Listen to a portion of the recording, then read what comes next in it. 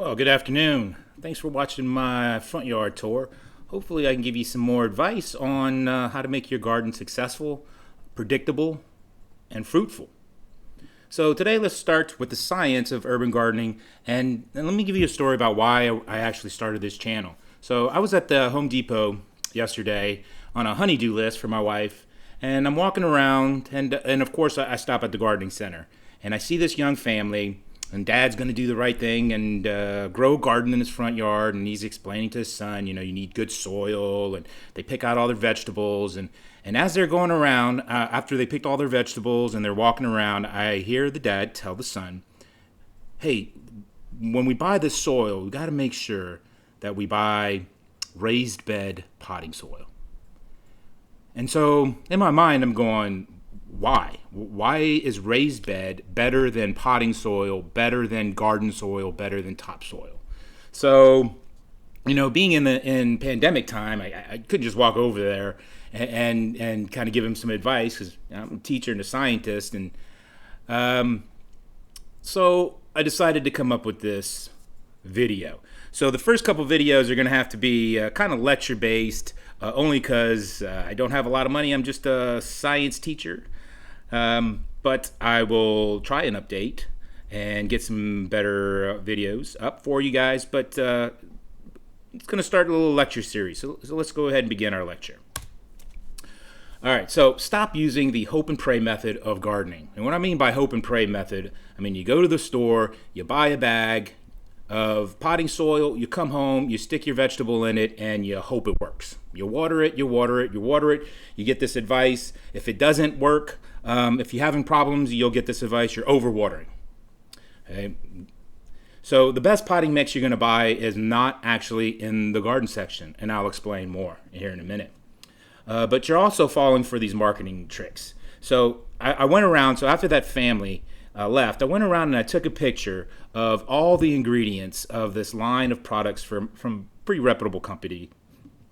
And as I was going through this, these percentages of the amount of nitrogen, phosphorus, and potassium, we're talking about 0.21%. So if you don't remember from math, I mean, you can move that decimal over. 0.21%. That's really, really, really, really, really tiny. That's less than 1%. That's actually less than 1/4 of 1%. So the actual components are all about the same. And then if you look at the ingredients, you're going to say they're all the same as well. Most of these are made from peat moss, which is not horrible. But the problem is you should start putting this compost in it, which I'm going to disagree that you do, and forested products. You really don't want forest products. And hopefully by the end of this lecture, maybe I'll change your mind about how you want to actually create your own potting mix. All right, so here's the simple science of roots. Okay. Pretty much, a plant is its root structure. So for instance, I grow a lot of figs here. You can cut a fig tree all the way down to its roots and it will sprout back. I have an elderberry bush that I can't seem to kill in my front yard. It seems to sprout back from roots I've cut that thing down so many times. So if you take care of the roots, it's going to come back for the most part. All right, so from the science book, this is what roots need. What they don't tell you is roots absolutely need air. You have to have air exchange across the roots. Roots need oxygen. Okay? Up to 20 to 25% of the exchange has to be oxygen. There are some plants that can live in low oxygen areas, but those are, swampy type plants, so ferns and whatnot. It also, you need water. If somebody tells you you're overwatering your garden, they're telling you they have no idea what's wrong with your garden. So they're just going to throw that out there because that makes no sense. You're trying to tell me plants don't like water? So plants that grow in Hawaii, Louisiana, Florida, where it rains literally every day, they don't like that? That makes no sense to me. Okay? Here's the part that these guys in the potting industry don't quite seem to understand. There's 45% minerals, and that is the house. That is where the roots need to grow. And just like your house, it needs to be a structure. There's so many different things that are growing in there that you don't want to disturb. You don't want your growing medium to be easily moved and whatnot, because you can have all these. You have mycorrhizae fungus growing in there, and you don't want them to break apart. They're this fibrous type of system that is actually symbiotic with your roots. And if you grow organically, you have to have the mycorrhizae in there. So you don't want to disturb those root system. So you don't want anything in your growing medium that is going to break down. Otherwise, what are these things going to attach to? Okay. And when we talk about minerals, we're talking non-organic, inert. It's not going to break down. It's not going to decompose.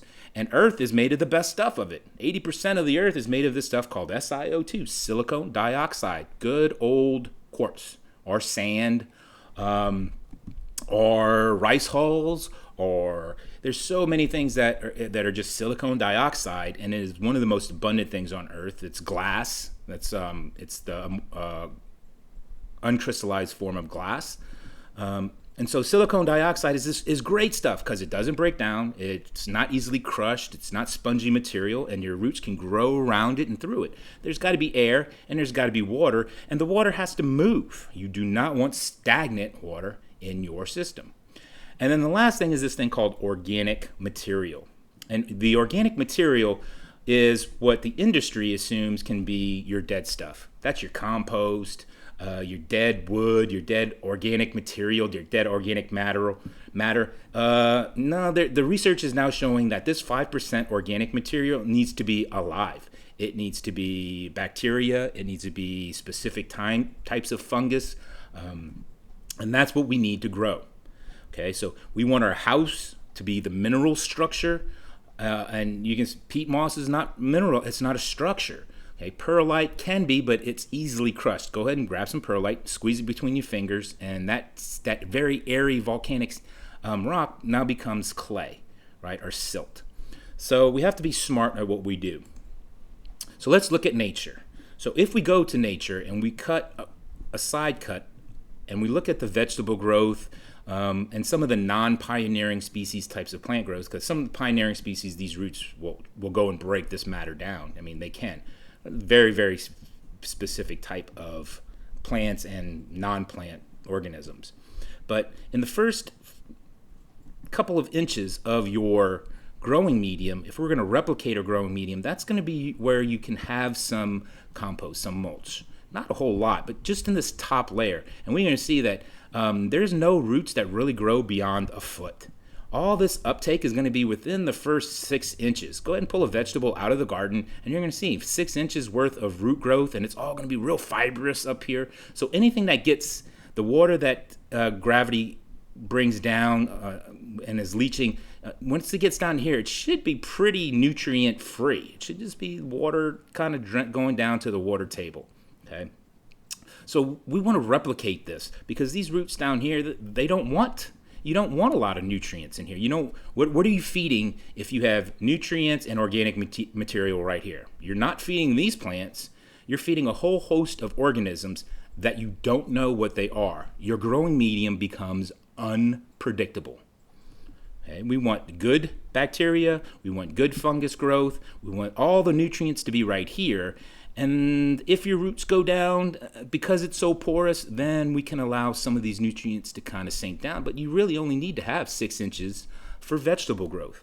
Now, I'm not talking about trees. I will talk about tree potting soil in another video.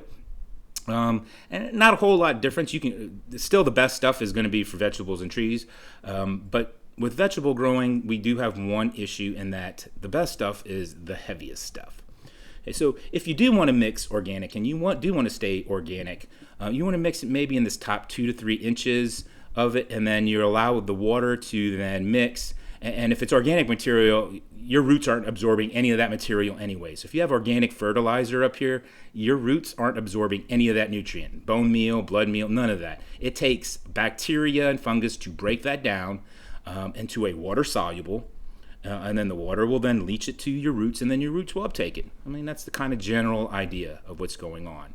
Now, if you do have a really airy, porous growing medium, then you will see your roots will become really white and fluffy, and they will attack those areas of porosity or those air pockets, and they'll grow, and you'll have a lot of microfungi, mycorrhizae fungi growing around those.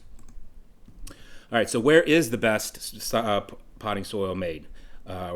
It's made by nature, and it comes from rocks. Rocks that break down and tumble and get smaller and smaller and smaller until it becomes about the size of sand. So sand is absolutely the best potting soil there is. It's if you get coarse sand mixed in with a little bit of fine sand, and you make that mixture, that's the best stuff. You have enough air exchange, you have enough water. It is porous enough for the water to seep down, but it is small enough that the water sticks to the outside. So the smaller the sand particles, the more surface area, and the more water will stick to that surface until something takes it away, gravity or roots or bacteria or fungus. Okay, so the best stuff is sandy loam. You can go to the building store, and it's about $20 per cubic yard. Call it coarse sand or gravel and sand mixture, pebble, small rocks are good, okay. And you can see if you buy 1 cubic yard, that is 200 US gallons. That's a whole lot of potting mix for $20. And to be honest, it's not quite true. Sand isn't the best. Water is actually the best. But the problem with this is you have to make sure there is an immense amount of oxygen in this water, and that's called hydroponics. So water that has a lot of oxygen that flows over roots, and there's two ways to do that. You can either bubble and let the roots grow in this bubble system, or you can kind of let the water flow or mist over the roots. But either way, you're letting the roots have an immense amount of oxygen and water and creating a root structure. Okay. If you do go to the store and you don't know where building, you just want to go to Home Depot, bypass the gardening portion, go to the building section, get your all-purpose sand. It's $2.97, and it makes about 4.5 gallons, and then add some P-Bell rocks, volcanic rock, pumice. Pumice is my favorite stuff. If you want to mix stuff with this, mix pumice, because that's basically fluffy, airy sand made by volcanoes, right? All right, and nothing with compost or mulch. I'll explain more in another video, but hopefully I'll get you started here. So what is my mix? My mix is half sand, half pumice, and the only thing I do add is charcoal. Charcoal is a nutrient trap. We are a organic-based life form because of this thing called carbon. And pure carbon is charcoal. So this stuff will attach to so many different molecules. And I'm going to talk about my layering system. I actually put a layer of charcoal so that it kind of filters some of the nutrients. I don't let any nutrients kind of leave my growing mix as well. But the problem with this is pure sand is super heavy, so I mix it with pumice, which is, again, volcanic, exploded, airy sand. Same stuff, some extra trace minerals in there. If that's too heavy, then you can go to a sand or a perlite rice hull mixture. Do not use perlite with trees. If you want to do a potting mix and you want to pot some trees, be careful with perlite because it will crush and then it breaks down into like this silty type material. And if that's still too heavy, and this is where you start to get to some growing mediums that are easy to ship, and you start to see this on that market is rice hull mixture, and you can use pumice and rice hull. I'm starting to see some rice hull, and I like using rice hull a lot. But the problem is that sometimes if it's too porous, then you need to have something to be able to stop the water and to just let it sit for a second. Well, not a second, for a day or two or three or four. But you want it to kind of run through, and you can use vermiculite or peat moss or cocoa coir. These are all used about the same thing. Peat moss and cocoa coir are pretty good stuff. It takes a long time for this to break down. Vermiculite is inorganic, and that stuff won't ever break down, but a little more expensive to a little less expensive. All right, why should you avoid wood products in your growing medium? Because wood products are great at growing fungus. Okay, I want to grow roots. Okay, so if a container is going to contain wood products or compost, it's going to become very unpredictable. So if you were to send me a video, and I'm seeing a lot of this on my forums that I go visit, all these growing forums, and hey, what's wrong with my plant? I have no idea because I don't know what your growing medium is. It's probably something in your growing medium because that's where the plant's heart and guts and everything is. It's not the above stuff. The above the ground stuff is to make sugar and to bring it back down to the roots. So wood and dead plant material are great at growing fungus. Now, there are so many different specific types of fungus that attack different specific type of trees, and I'm just starting to do some of that research, and holy cow, there's specific types of fungus that attacks just this single type of pine tree. So if you're trying to grow something and you have all these different fungus and fungus spores growing around, and you keep your potting soil really wet like they tell you to do, well, yeah, you're going to grow fungus in there. And if it's an okay fungus, or if it's something that's not going to hurt your plants, hey, no problem. It might actually help. It'll break some of this, it'll break the tree down into nutrients that your roots can use. The problem is you don't know.